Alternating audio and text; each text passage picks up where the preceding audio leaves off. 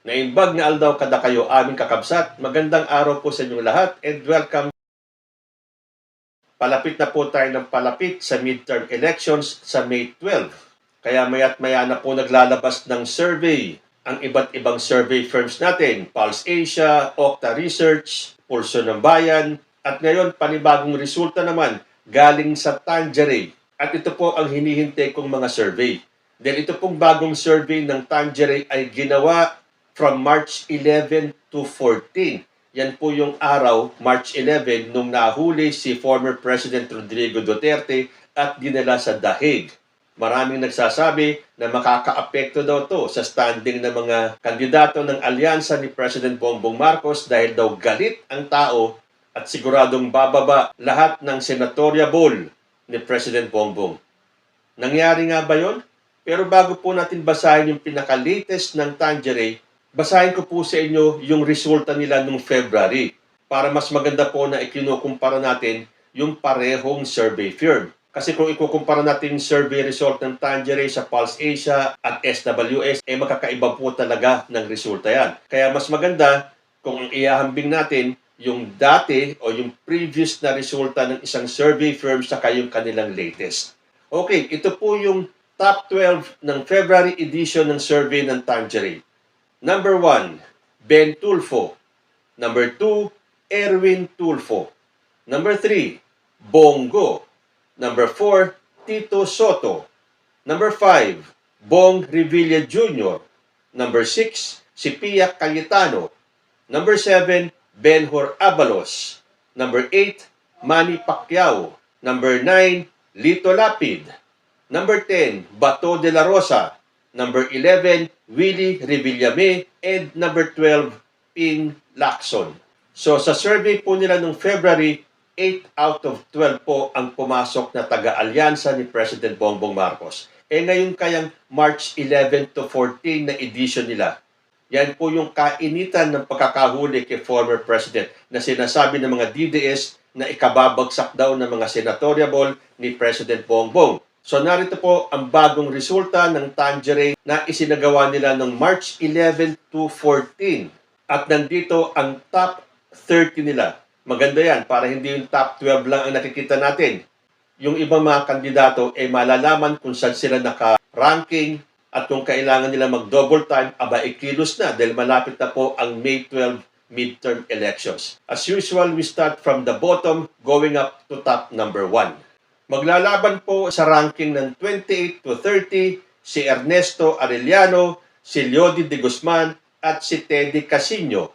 Labanan naman sa pwestong 24 to 27 sina Chavit Singson, Vic Rodriguez, Bonifacio Bosita at si Richard Mata. Sa pwestong 21, 22 and 23, pwede dyan si Willie Ong, si Jimmy Bondoc o si Rodante Marcoleta. Magpapalitan naman ng pwesto para sa slot number 19 and 20 si Gringo Onasan at si Philip Salvador. Sa ranggong 17 to 18 naman, Francis Tolentino at si Amy Marcos. Para sa slot number 8 to 16, nandiyan si Camille Villar, si Abby Binay, si Kiko Pangilinan at si Willie Revillame. Maglalaban naman sa pwestong 7 hanggang 13, Ping Lacson, Benhur Abalos, Bam Aquino, Bato de la Rosa, Manny Pacquiao at si Lito Lapid. Magpapalit naman ng pwesto sa ika-5 and 6 si Pia Cayetano at si Bong Revilla. Nag-iisa naman sa kanyang pwesto sa number 4 si Vicente Tito Soto at maglalaban sa number 1, 2 and 3 slots sina Bongo, Erwin Tulfo at Ben Tulfo. Kaya marami pong nagtatay dahil po sa kanilang percentage points, magkakalapit po at ang liliit ng kanilang agwat. Pero tulad ng ating ginagawa, kukunin po natin sila sa kanilang percentage points para masecure natin kung saan sila nakapwesto. Okay, so again, umpisa natin sa baba with their corresponding percentage points at yung kanilang totoong standing. Na ayon po dito sa bagong resulta ng Tangeray. At number 30, we have Leody de Guzman with 6.67%. At number 29, Ernesto Arellano with 7.92%. Number 28, Teddy Casino with 8.13%. Number 27, Vic Rodriguez with 10.42%. Number 26, Chavit Singson, 11.92%. Pero dapat inaalis na nila sa listahan ng pagpipilian si Chavit Singson. Then opisyal na po siyang nag-withdraw ng kanyang kandidatura. At number 25, Bonifacio Bosita with 13.54%. Number 24, Richard Mata with 14.83%. At number 23, Doc Willie Ong with 18%. But again, tulad ni Chavit Singson, nag-withdraw na rin po si Doc Willie Ong sa kanyang senatorial bid. Going up at number 22, Jimmy Bondoc with 18.13%. Slot number 21, Rodante Marcoleta with 19.83%. Sa pwestong number 20 naman, we have Gringo Onasan with 22.54%. Number 19, Philip Salvador with 22.67%. Number 18, Francis Tolentino with 27.04%. At number 17, Amy Marcos with 27.13%. And at number 16, Camille Villar with 32.0%. Top 15 naman tayo. Number 15, Kiko Pangilinan with 33.63%. At number 14, Abby Binay with 33.88%. Number 13 naman, si Willie Revillame with 35.50%. At ito naman ang pumasok sa Magic 12 ng latest Tangeray Senatorial Preference Survey. At number 12, Ping Lacson with 36.29%. Number 11, Bam Aquino with 36.38%. Number 10, Manny Pacquiao with 36.92%. Going up at number 9, Lito Lapid with 37%. Number 8, Bato de la Rosa with 37.29%. Number 7, si Benhur Abalos, 37.54%. Number 6, Pia Cayetano with 41.71%. Last 5 na tayo. Number 5, Bong Revilla Jr. with 42.04%.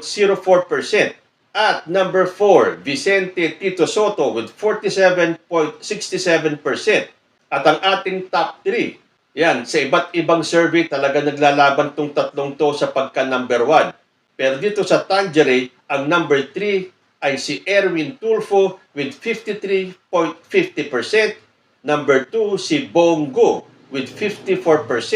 At ang number 1, according to Tangeray, is Ben Tulfo with 54.63%.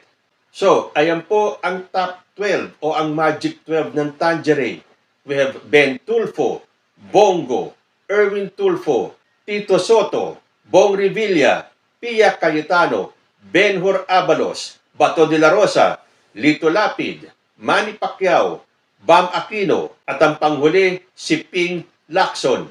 So pansinin ninyo, iba't ibang survey talaga, iba-iba ang ranking nila.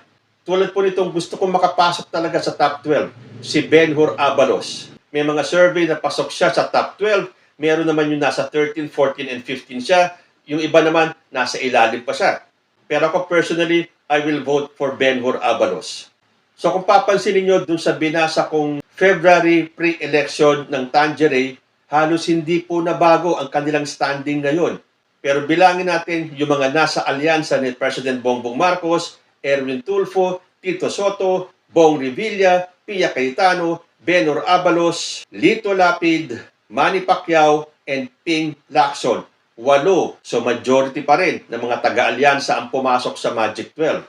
So parang hindi naman naapektuhan itong mga kandidato ng PBBM sa sinasabi nilang makaka-apekto daw dahil sa pagkakahuli kay dating Pangulo. Sasabihin naman ng iba dyan, hintayin natin ang resulta sa May mismo, sa mismong election. Pero sa nangyayari sa paglabas ng mga survey, mukhang hindi po talaga matitinag ang mga kandidato ni PBBM. Ang mga hindi naman makaalyansa, 4 po sila. Si Ben Tulfo na nag-number 1 ngayon, siya po ay isang independent. si Bongo at si Bato de la Rosa na parehong taga-PDP at si Bam Aquino na taga-liberal. So ayan po ang latest mula sa Tangeray. Pumasok na ba ang inyong mga kandidato o nandun pa rin sila sa rank number 16 down to number 30? So double time po sa pangangampanya itong ating mga kandidato dahil nalalapit na po ang midterm elections at yan po ay sa May 12. Kayo po sa tingin ninyo, naka-apekto ba ang pagkakahuli kay dating Pangulo sa standing ng mga kandidato ni President Bongbong Marcos? Kayo po, ano ang masasabi ninyo? Comment lang po down below